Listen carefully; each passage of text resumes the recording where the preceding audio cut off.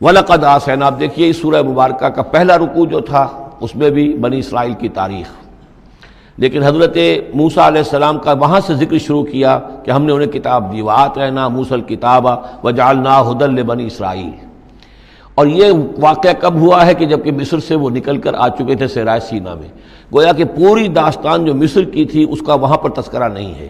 لیکن اس سورہ مبارکہ کے آخری رکوع میں پھر حضرت موسیٰ کا ذکر آ رہا ہے۔ یہ گویا کہ خاص اسلوب ہے اس قرآن مجید کی صورتوں کا، خاص طور پر جو صورتیں کہ ایک ہی وقت میں خطبے کی شکل میں نازل ہوں، ان کی ایک تو یہ کہ ابتدائی اور آخری آیات جو ہیں ان کی ایک خصوصی اہمیت اور فضیلت ہوتی ہے،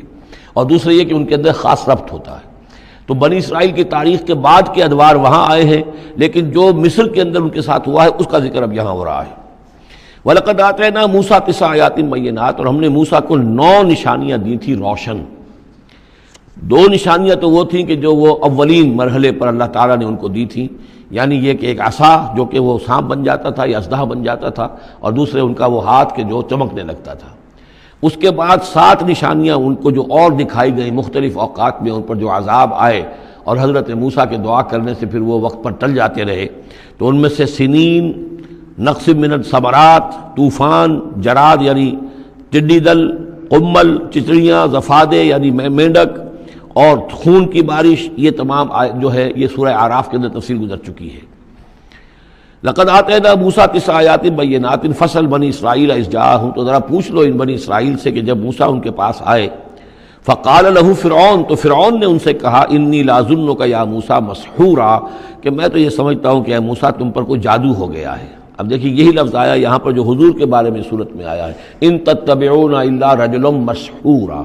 تم نہیں پیروی کر رہے ہو مگر ایک ایسے شخص کی جس کے اوپر سحر ہو گیا ہے۔ یہی بات کہی گئی تھی حضرت موسیٰ علیہ السلام سے۔ فرعون نے کہا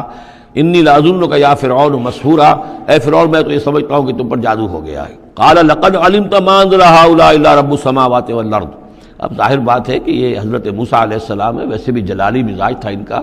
پھر یہ فرعون جس سے یہ مکالمہ ہو رہا ہے ان کے چھوٹے بھائی کے مانند بھی تھا، تو اس سے اسی انداز میں بات کر رہے ہیں، اس میں تنتنا وہی ہے۔ لقد علمت، تجھے خوب معلوم ہے، ما انزل هؤلاء، نہیں اتارا ہے نشانیوں کو، الا رب السماوات والارض، مگر اسی نے کہ جو آسمانوں اور زمین کا مالک ہے، بصائر، سجھانے کے لیے، دکھانے کے لیے، تمہاری آنکھیں کھولنے کے لیے۔ وانی لاظنک یا فرعون مسبورا، اور اے فرعون تو تو سمجھتا ہے کہ مجھ پر جادو ہو گیا ہے، اب میں یہ سمجھتا ہوں کہ تو تباہی اور ہلاکت کے کنارے تک پہنچ چکا ہے، اب تیری بربادی اور تیری ہلاکت یقینی ہے۔ فاراد ان یستفزهم من الارض، تو فرعون نے ارادہ کیا کہ انہیں اکھاڑ پھینکے زمین سے، یعنی جو بھی اس نے شکل اختیار کی تھی کہ لڑکوں کو قتل کرو اور لڑکیوں کو زندہ رکھ لو، ظاہر بات ہے قوم کے استحصال کا اور اس کو ختم کرنے کا اس سے اور زیادہ عمدہ ذریعہ کیا ہو سکتا ہے۔ فاغرقناہ ومن معہ جمیعا، تو غرق کر دیا ہم نے اس کو اور اس کے جتنے بھی لوگ اس کے ساتھ تھے ان سب کو۔ وقلنا من بعدہ لبنی اسرائیل اسکنوا الارض، اور پھر ہم نے کہہ دیا بنی اسرائیل سے اس کے بعد کہ اب زمین میں تم آباد ہو جاؤ۔ فاذا جاء وعد الآخرۃ جئنا بکم لفیفا، جب پھر اگلا وعدے کا وقت آئے گا، پچھلے وعدے کا وقت آئے گا تو ہم لے آئیں گے تمہیں سب کو سمیٹ کر۔ یہ وعد الآخرت سے مراد اکثر و بیشتر تو لیا گیا آخرت کا وعدہ، جب قیامت آئے گی، یعنی تم زمین میں رہو، قیامت آئے گی، تم سب کو ہم جھاڑو پھیر کر جمع کریں گے، سب کے سب جمع ہوں گے، ایک میدان حشر میں آئیں گے، سب کے سب جمع ہو جائیں گے، جیسے کہ کہیں جو ہے وہ باغ میں جو ہے جھاڑو دی جاتی ہے اور سب کو جمع کر لیا جاتا ہے، تنکوں وغیرہ کو، جئنا بکم لفیفا، تم سب کو لپیٹ کر لے آئیں گے۔ لیکن میرا گمان یہ ہے کہ اس کے اندر اشارہ ہے اس بات کی طرف کہ جو ڈائسپورا کا پیریڈ جو چل رہا تھا بنی اسرائیل کی تاریخ کا، جو شروع ہوئے حضور کی بعثت کے وقت جو ہے 500 برس ہو چکے تھے، اور جب یہ صورت نازل ہو رہی ہے تو گویا کہ 550 برس ہو چکے تھے ان کے ڈائسپورا کو،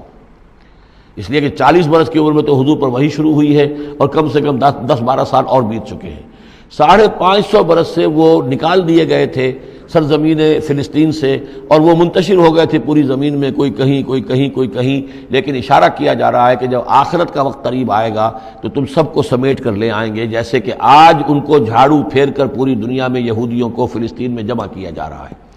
اس لیے کہ ان کا جو آخری جو انجام ہے، جس سزا کے یہ مستحق ہو چکے تھے حضرت مسیح علیہ السلام کو رد کر کے، اور جس سزا کی مزید توثیق ہو گئی جبکہ انہوں نے حضور پر بھی ایمان لانے سے انکار کر دیا، تو اب یہ کنڈیمڈ پرزنرز کے مانند ہے کہ اب ان کی سزا تو ہو چکی ہے لیکن اس کی ایگزیکیوشن ابھی باقی ہے۔ وہ ایگزیکیوشن جو ہے عنقریب وہ وقت آنے والا ہے کہ جب ان کی ایگزیکیوشن ہوگی، اور ظاہر بات ہے پوری دنیا میں پھیلے ہوئوں کے لیے وہ ایگزیکیوشن جو ہے اس کے بجائے بہتر شکل یہ کہ ان کو سمیٹ کر لے آیا جائے۔ تو در حقیقت یہ گریٹر اسرائیل کا قیام جو بھی ہو رہا ہے، اسرائیل تو قائم ہو گیا ہے اور عین ممکن ہے کہ گریٹر اسرائیل بھی قائم ہو جائے جیسا کہ ان کا نقشہ ہے، لیکن یہ کہ وہ ان کا گریٹر گریو یارڈ بنے گا، پھر بالآخر حضرت مسیح ہی زمین پر دوبارہ نازل کیے جائیں گے اور انہی کے ذریعے سے اس قوم کی ہلاکت ہوگی آخری۔ تو جب وہ وقت آئے گا قیامت کے وعدے کا تو پھر ہم تمہیں لے آئیں گے سمیٹ کر، پوری دنیا میں سے جھاڑو پھیر کر تمہیں سب کو ایک جگہ جمع کر لیں گے۔ واللہ عالم۔ اب اس کے بعد پھر اس سورہ مبارکہ کی آخری آیات میں قرآن مجید کا تذکرہ جو ہے بڑے شاندار الفاظ میں